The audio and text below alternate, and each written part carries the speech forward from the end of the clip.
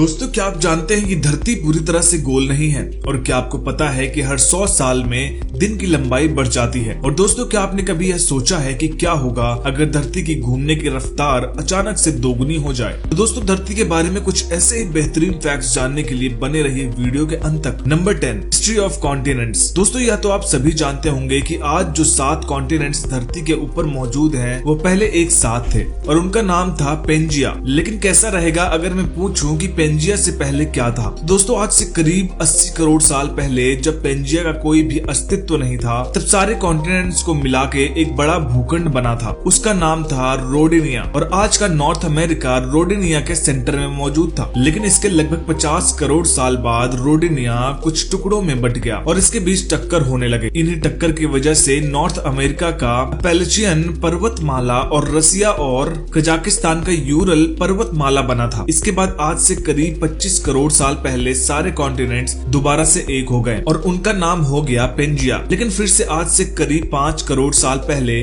Pangaea Gondwana land और Laurasia नाम के 2 भूखंड में बट गया था और धीरे धीरे अभी के वर्तमान स्थिति में पहुंच गया। Number 9, driest place on earth. दोस्तों, दुनिया के सबसे शुष्क स्थान का नाम है एटाकामा रेगिस्तान, जो कि उत्तरी चाइल में मौजूद है। लेकिन हैरानी की बात तो यह है कि दुनिया का सबसे शुष्क स्थान दुनिया के सबसे बड़े महासागर प्रशांत महासागर के पास ही मौजूद है। चाइल के एरिका में औसत वार्षिक वर्षा केवल 0.8 मिलीमीटर है। ऐसा माना जाता है कि एटाकामा के कालामा शहर में 400 साल तक बारिश नहीं हुई, जब तक कि 1972 में अचानक तूफान नहीं आया। अधिकांश रेगिस्तानों के विपरीत अटाकामा अपेक्षाकृत ठंडा है। अटाकामा रेगिस्तान का मौसम इतना खराब होने के कारण रिसर्चर्स वहां जाते हैं ये देखने के लिए कि वहां किस प्रकार के माइक्रो ऑर्गेनिजम्स रहते हैं, और उन माइक्रो ऑर्गेनिजम्स को देखकर वो ये भी उम्मीद रखते हैं कि अगर धरती के ऐसी जगह पर जीवन हो सकता है तो दूसरे ग्रह पर भी जीवन मुमकिन है। Number 8, earth is not completely round. दोस्तों, दुनिया में 2 किस्म के लोग रहते हैं। एक वो जो मानते हैं कि धरती गोल है और दूसरे वो जो मानते हैं कि धरती बिल्कुल चपटी है। और बचपन में हमें यह भी पढ़ाया गया है कि धरती बिल्कुल गोल है। लेकिन आपको बता दूं कि यह बात पूरी तरह से सच नहीं है। जी हाँ, जब धरती रोटेट करती है तब ग्रेविटी धरती को सेंटर की ओर पुल करती है। वहीं दूसरी तरफ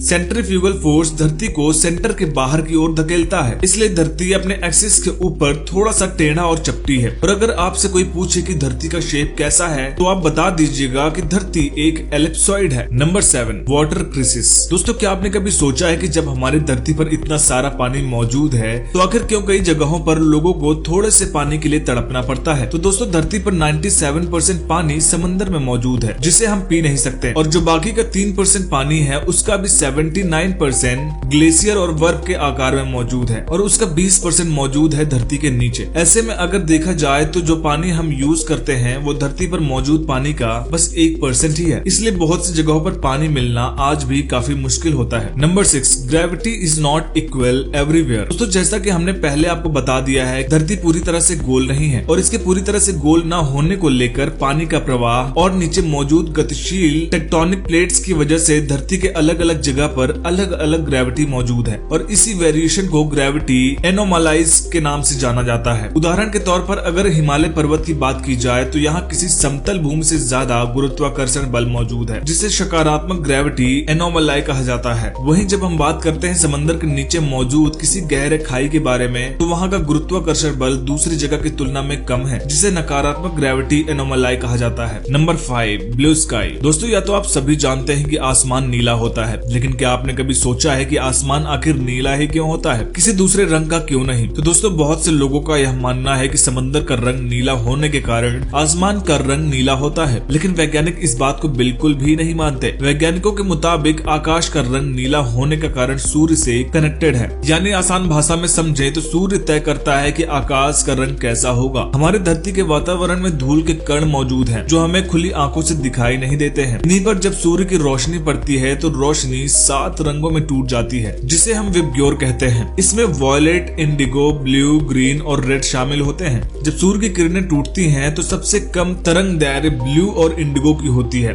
वहीं सबसे अधिक तरंग रेड कलर की होती है, जिसके कारण इंडिगो और ब्लू रंग आकाश में बिखर जाती है। और क्योंकि हमारी आंख नीले रंग के लिए ज्यादा सेंसिटिव है, इसलिए हमें आसमान नीले रंग का दिखाई देता है। Number 4, days are getting longer. दोस्तों अगर आपसे पूछा जाए कि एक दिन में कितने घंटे होते हैं, तो आप सभी यह कहेंगे कि एक दिन 24 घंटे का होता है, जो कि बिल्कुल सही है। लेकिन यह बात हमेशा से सही नहीं था। 4.5 अरब साल पहले जब पृथ्वी बनी थी, तब उसका दिन लगभग 6 घंटे का रहा होगा। 62 करोड़ साल पहले यह बढ़कर 21.9 घंटे का हो गया था। और गणना करके यह देखा गया कि हर 100 साल में दिन की लंबाई 1.7 मिलीसेकंड बढ़ जाती है। पर सवाल आता है कि आखिर ऐसा हो क्यों रहा है? तो दोस्तों चंद्रमा पृथ्वी के घूर्णन को ज्वार के माध्यम से धीमा कर रहा है। दरअसल धरती का घूमना इसके महासागर में आए ज्वार के स्थिति को चंद्रमा पृथ्वी एक्सिस से दूर ले जाता है, जिससे एक ट्विस्टिंग फोर्स बनता है जो धरती के घूमने की रफ्तार को कम कर रहा है। और इसका नतीजा स्वरूप दिन की लंबाई बढ़ती जा रही है। Number 3, leap year. दोस्तों हर 4 साल में लीप ईयर आता है, जिसमें 365 दिन की जगह 366 दिन मौजूद होते हैं। पर आखिर ये एक्स्ट्रा एक दिन आता कहां से है? तो दोस्तों सूरज को धरती का एक चक्कर लगाने में 365.242 दिन का समय लगता है, लेकिन हम गणना की सुविधा के लिए साल को 365 दिन का बताते हैं। लेकिन जब इस 0.242 दिन को 4 बार जोड़ा जाता है तो लगभग एक दिन के बराबर समय बन जाता है। तो इसी एक दिन को ही 4 साल बाद जोड़कर लीप ईयर बनाया जाता है। नंबर 2, डिस्ट्रक्टिव सन। दोस्तों अभी के वक्त में जब टेम्परेचर 40 डिग्री सेल्सियस पार करता है, तब हम गर्मी से परेशान हो जाते हैं और बारिश की अपेक्षा करने लगते हैं। लेकिन यह बात सुनकर आप हैरान हो जाएंगे कि वैज्ञानिकों के अंदाजे के अनुसार आने वाले 100 करोड़ साल में सूर्य का तापमान और बढ़ जाएगा, जिससे पृथ्वी में मौजूद सारे महासागर सूख जाएंगे और धीरे धीरे पृथ्वी से ग्रीन हाउस इफेक्ट भी खत्म होता जाएगा।